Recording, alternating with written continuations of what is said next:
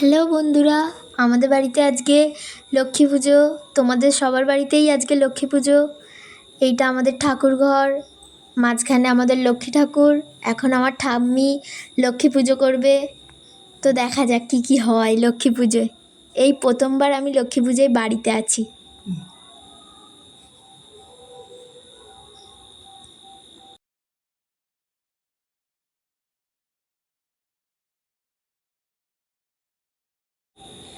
ঠাম্মি সব ঠাকুরের প্রসাদ আরও অনেক কিছু যাবতীয় জিনিস আয়োজন করছে বসে বসে। এখন একটু পরেই পুজো শুরু হবে।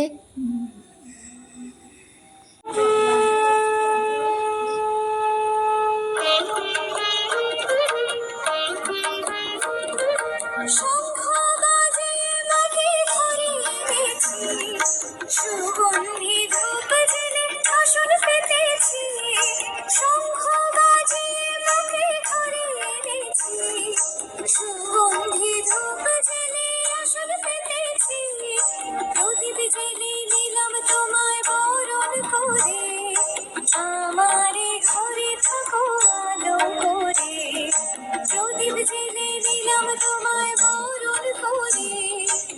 আমারে ঘরে থাকো আলো করে। লক্ষ্মী বসো ঘরে, আমারে ঘরে থাকো আলো করে। লক্ষ্মী বসো ঘরে, আমারে ঘরে থাকো আলো করে।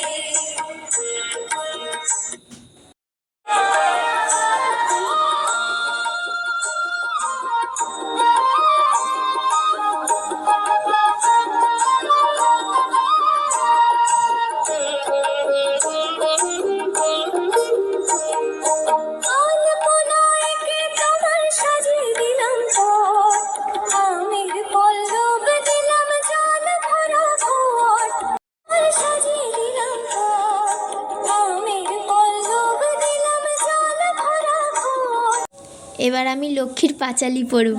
যে লক্ষ্মী পুজো হয় তাহাকে কোজাগরী লক্ষ্মী পূজা বলে। যে নারী অথবা নর এই পূজা করে তাহার গৃহে রাজলক্ষ্মী, ভাগ্যলক্ষ্মী, কুললক্ষ্মী আর যশলক্ষ্মী অচলা হইয়া প্রতিষ্ঠান করে। কখনো তাহার অর্থে অভাব হয় না। ব্রতকথা। এক দেশে এক রাজা ছিলেন। তার একটি নিয়ম ছিল, তার হাটে যেসব জিনিস বিক্রি হবে না তিনি সেই সব জিনিস উচিত মূল্যে কিনে নেবেন।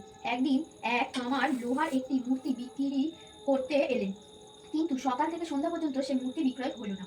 কামার তখন রাজবাটির সামনে দিয়ে চিৎকার করতে করতে যেতে লাগলো, আমার এই মূর্তি কেউ কিনবে না গো।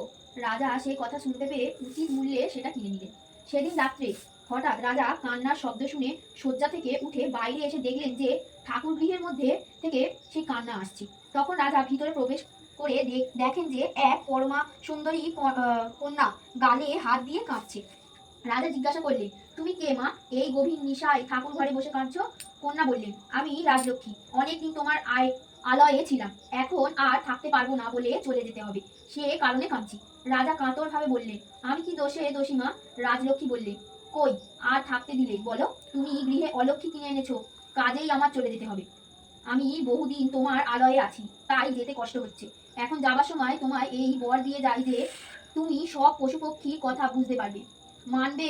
মানবের সার আচার, শিরের সার দমন, ভোজনের সার ঘত, নিশির সার জাগরণ। এই বলে রাজলক্ষ্মী চলে গেলেন। ফিরে গিয়ে রাজার ঘুম হয় না। ঠায় জানলার ধারে বসে ভাবছেন। এমন সময় দেখলেন বাড়ির ভিতর থেকে কে যেন বেরিয়ে যাচ্ছে। তখন ঘর থেকে বাইরে গিয়ে পথ রোধ করে বললেন, কে তুমি মা, চলে যাচ্ছ?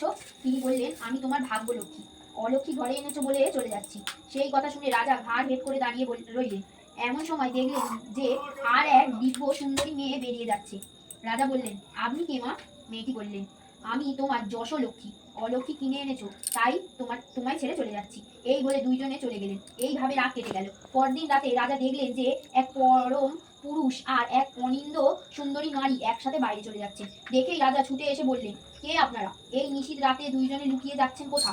নারী বললেন, আমি কুললক্ষ্মী, অলক্ষ্মীর জন্য তোমায় ছেড়ে যাচ্ছি। পুরুষ বললেন, আমি হচ্ছি ধর্ম, অলক্ষ্মীর জন্য আমাকেও তোমায় ছেড়ে চলে যেতে হচ্ছে। সে কথা শুনে এই রাজা ধর্মের কাছে হাঁটু গেড়ে বসে বললেন, আমার দোষ কি ধর্মরাজ?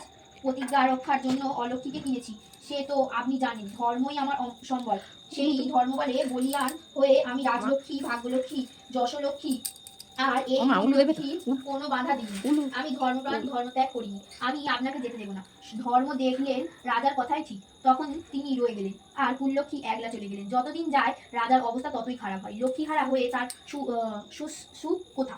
রাজারও শরীর দিন দিন ক্ষীণ হতে লাগলো। তাই দেখে রানীর মহা ভয় হলো। তিনি নিজে বসে যেদিন যেমন হতো তেমনি খাওয়াতেন রাজাকে।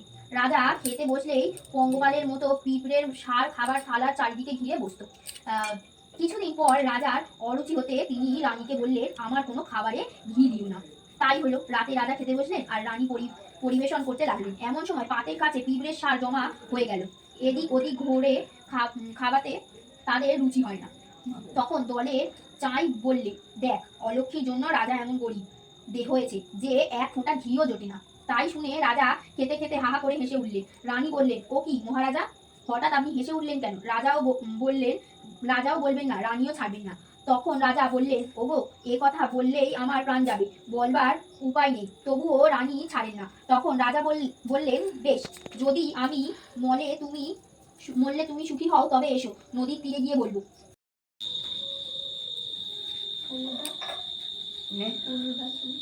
ও